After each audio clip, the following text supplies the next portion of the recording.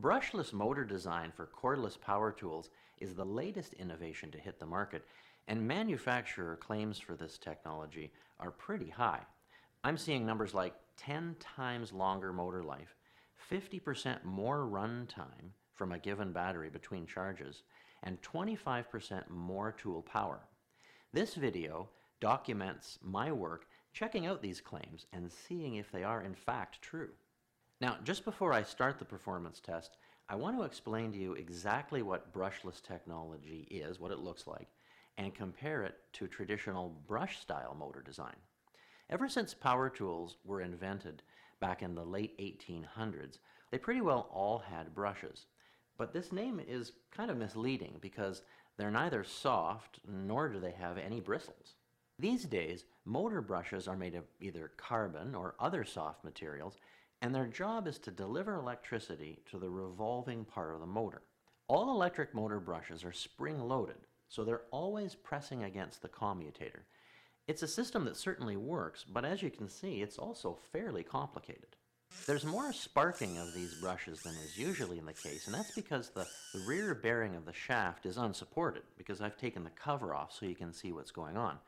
But even with that bearing fully supported in an assembled tool, there still is sparking and friction as the brushes do their work. While it's certainly true that brushes do the job, they also wear out in time with use, kind of like the brake pads in your vehicles. Brushless tool motor gains come by reducing the energy lost through sparking and friction and the heat buildup that this causes.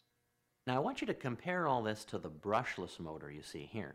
The visual difference is huge. Instead of brushes and wires and springs and holders and things, all you've got is a plain cylinder of laminated steel. Internal circuitry creates a revolving magnetic field that causes this shaft to spin, unlike the mechanical arrangement of brushes and commutator that would do this in a brush-style motor. To see if all this translates into the kind of gains that we're hearing about, let's go outside of the field and run 3 particular drills through an exceptionally tough test situation.